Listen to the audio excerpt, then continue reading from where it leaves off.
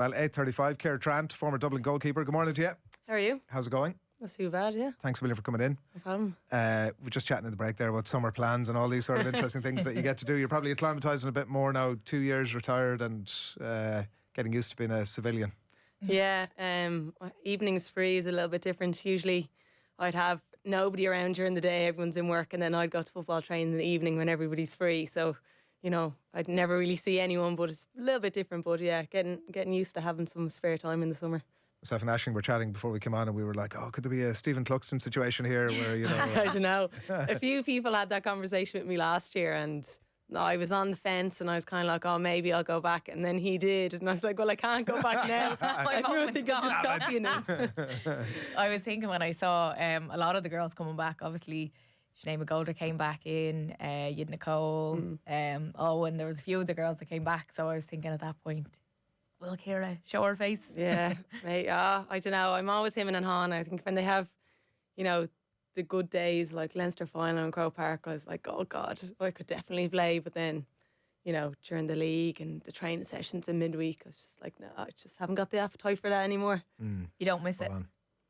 I do. You know, I was only thinking during the week, I really miss the emotions of it. Like the good days and the bad days and everything in between. And obviously the girls and the team and the, you know, the banter and stuff like that. But I don't miss the actual football too much, which is kind of surprising because, you know, that's all I did growing up was kick a ball. So, and do you ever think of training or anything like that, getting in as a coach? Or I'm doing a bit of coaching at the moment. I'm actually involved with two men's teams.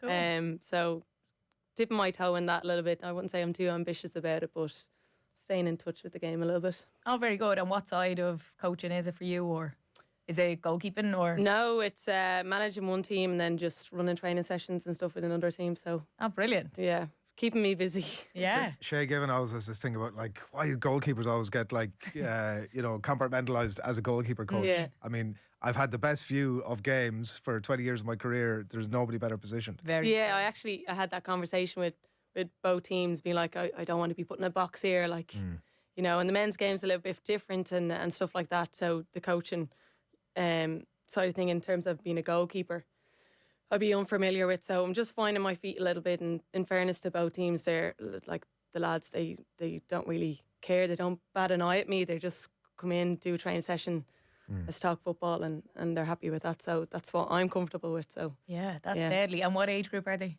They're the men's teams. Okay, see, sorry, Yeah. Very good. What I was surprised to hear you say there that like you didn't miss the football bit, like the actual playing of it, but you missed even the bad days was kind of you know, the emotions of didn't go our way, but you're understanding that these are the days that are necessary to make the other days possible. Or yeah, it's just kind of like I'm finding that you don't, like, your emotions are kind of quite level in day-to-day life, whereas when you're involved in sport, whether it's a training session or a match or a team meeting or anything, like, you know, you're on a massive high or you're on a massive low, but, you know, everything's just kind of, you know, tipping along kind of in life at the moment, and you don't really experience those as much. So yeah, it's probably something I never really realised when I was playing, but yeah, that's definitely something I miss. you're a teacher. Yeah. You don't go to the classroom with like the adrenaline rush of... Well, some of them do. Yeah, I actually asked my first years this year on their test, what you like about class and what would you like to improve on, and something I'd like to improve on is I enjoy class when Miss Trant is in a good mood. Okay. That was across the board. Which is every day. Was that the following... So I don't know if they're having a bit of crack or it's serious. Yeah. So I don't know. I'm reflecting that over the summer. But you can replace. So if you don't miss the football, you can replace the other stuff with coaching, the adrenaline rush and the highs. And yes and no a little bit. I know when you're on the pitch and, you know, before and after the game, the coaching, you still don't get that. Okay. That buzz. You're not. It's not really for you. It's for the players, and nothing's in your control. You can't really affect much of what's happening on the pitch. Whereas in a player, you're just so emotionally invested in it, and it's your everything, and everything you think about, like going to bed at night or, you know, eating your meals and stuff. Everything's for performance, and you just don't get the same emotional feedback as a coach. And on the flip side, it must be nice to not have to think about all of that, going to bed at night and thinking about your food and trainings. Yeah, I'm going to bed at night going, I hope everybody's available to play at the weekend or stuck for numbers. Like, you're still thinking. I was at Westmeath Galway last weekend. I'm from Westmeath. I found it intolerable to watch. I was like 2 or 3 rows back. I found that experience just totally intolerable to the point where I'm sort of getting to the stage where I'm not even sure I can watch this thing anymore. And then I think about the coaches who are out on the sideline and need to be in that sort of, what is it, blue head sort of cool state or whatever. What's your demeanour as a coach? Do you get very much caught up in proceedings? Are you cool and calm? Is it hard to find that balance, or how do you find it? I'd say I'm cool and calm. And I would have been like that with a player, I think, or worked on that as a player. Stay relaxed, stay composed. But it's hard in terms of you can't really influence the game, as in I can't go on and make a block or get a tackle or do something like that, or you set up a score or something like that. It's all over to the player. So, to be honest, we're not doing too well with either team. There's a lot of losses and you kind of feel like, you're completely out of control. It's over to the players. So I'm learning a lot from that in terms of game management and stuff. But I get caught up in watching the game, and nearly like as management teams, we probably have to, or I have to get better at, right, this is my focus for today. This is what I'm going to work on and delegate a little bit more. But, when you're losing a match and you're trying to make a comeback, you're kind of nearly trying to balance being a spectator and trying to manage as well, which is a hard balance to find. But look, I'm only starting out this year, so I'll learn a lot. Yeah, well, thanks for chatting to us about that, because it wasn't the reason you came in, but thank you anyway. Yeah. And there was one related topic that I might put to you before we get into the Dublin Mayo game. It was just Grace Clifford in the papers this morning talking about the influence of Diane O'Hora and the importance of having a female manager. There was a quote from, I think, Diane herself, saying that there was a level of mutual respect, even empathy, was what she had said in relation to it. Were the managers or coaches that you had all the way coming up, obviously with Dublin, Mick Bowen was there probably for a good few years of that. Had you female coaches coming up, or? Underage, any females involved were always FLOs, like liaison officers. Then when Mick came in, he actually put a massive emphasis on getting former players back involved with the team, and we've had lots of former players coaching and supporting us. So, at senior level, that was quite visible, and he always encouraged us to give back. We're playing at the highest level, we're winning All Irelands, we were dominating for a lot of years. So to use that knowledge and share that and give back to the game, he, always encouraging that nearly every day you'd meet him.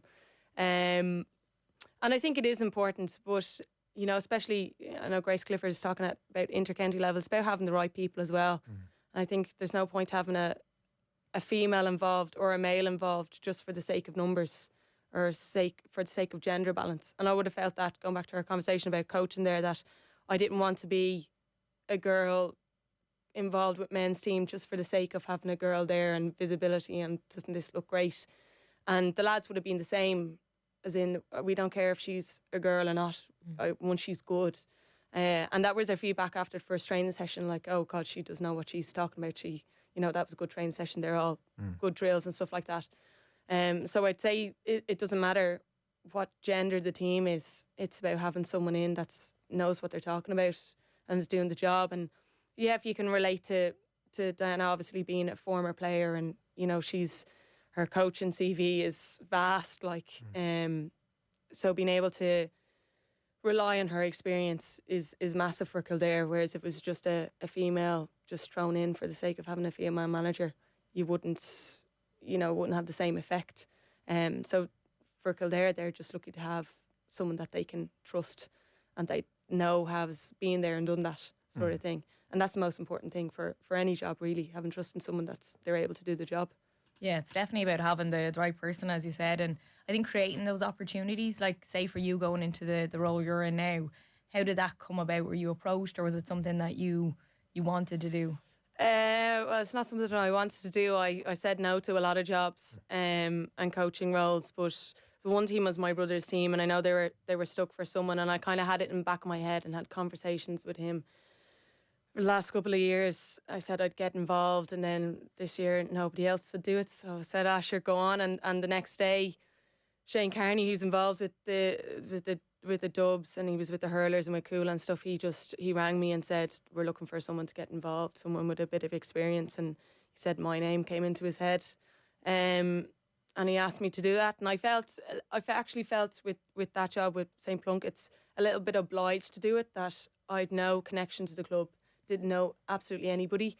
They're just going off a recommendation from someone they trust, and that was huge for me. But also, being a girl and being asked to do that was massive, and I kind of thought, I can't turn down this opportunity because it might open the door for somebody else and it might change a few people's views. So kind of taking on that responsibility was huge, but I'd planned to do absolutely nothing involving football this year, and now I haven't got a night off during the week. So. Yeah. Let's get into the game. So the context: Mayo beaten by Galway in the Connacht final. Dublin did a good number on Meath in the Leinster final, and we're into the All-Ireland Series round 1. It's Parnell Park on Sunday, and so much chat at the back of last year was, even I remember in the lead into the final against Kerry, was that this was ahead of Dublin's trajectory, even possibly to be in the final, and then to have won it obviously was an extension of that again. From what you've seen so far this year, are they better again this year, or how's that evolving? Yeah, definitely. So the new crop of girls that came in last year, that probably optically you would have said that they're holding the team back a little bit, and they probably need a little bit more time to grow and develop. They did about 5 years worth of work in 1 year last year, so you can see a lot more confidence. And even then, the younger girls that are coming into squad, they've seen what the likes of Niamh Donnellan, Niamh Crowley did last year, and they're saying, well, why can't I do that? I'm new, they were new. So there's a lot of confidence in the team, a lot of trust. And I think for the senior players looking down, what they did last year is giving them a lot of confidence and a lot of insurance that if a young girl comes in and can play football, we can blend her into this team, we can bring her up to speed and she can do damage. There's a lot more trust and faith in a new crop of girls. So yeah, I think they're in a better position this year than they were this time last year. Well, that's a bit of a worry for everybody. Yeah. Well, even just to mix all those All-Ireland winners coming back in as well. So to mix that youth that are coming through and, as you said, maybe ahead of their time with these girls who've all this experience and know what it takes coming back into a squad as well. Yeah, there can be an element of maybe cockiness coming into a team that has such a number of All-Irelands, recent All-Irelands, and you think, God, we'll come in here now and we might win an All-Ireland. And that wasn't the case at the start of the league last year. And it was said, Dublin are rebuilding. This is, they're in transition, give them 2 or 3 years and they'll find their feet. But now you have the young girls with an All-Ireland medal in their back pocket, and that's just confidence. And then you have the older heads that can bring a bit of maturity and a bit of sense to it, so balance that kind of naivety and overconfidence of the younger girls with the older girls that have won and lost All-Irelands. It's a nice blend to have. I did notice, I don't know how much you can read into the Meath game, particularly the nature of the scoreline at the end, but there was a big range of scores, including off the bench. Was there like 10 or 11 different scores? Carla Rowe and Hannah Turrell did score 1-8, admittedly, between them. But, there's a big range of scores, which was a sort of a shift on maybe for where things had been previously in terms of reliance on a couple of players. Is that a thing that is that just a function of that game, or is that something we'll continue to see? I think it's something, especially when I was there, something we always aimed for. It was never give someone the ball and she'll score. It's just Dublin's style of play. Give the ball to the right person.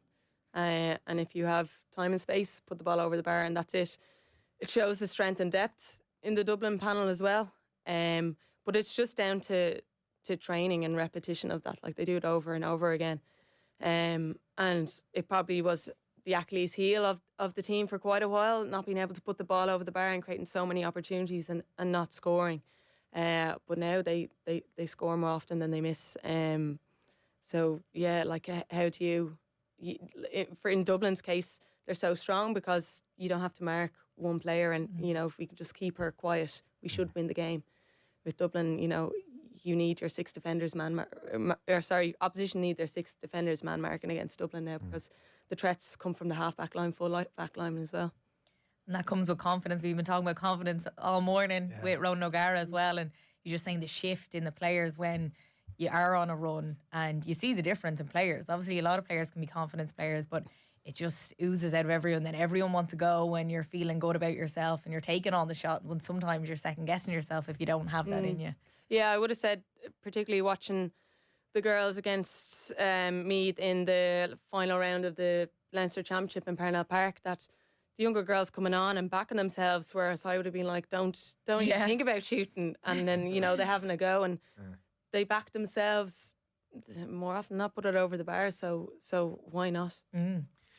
Mayo, obviously, we were mentioning Avengers Assemble earlier in relation to Limerick Hurlers. They have done that with the coaching ticket with Dermot Flanagan and Liam McHale.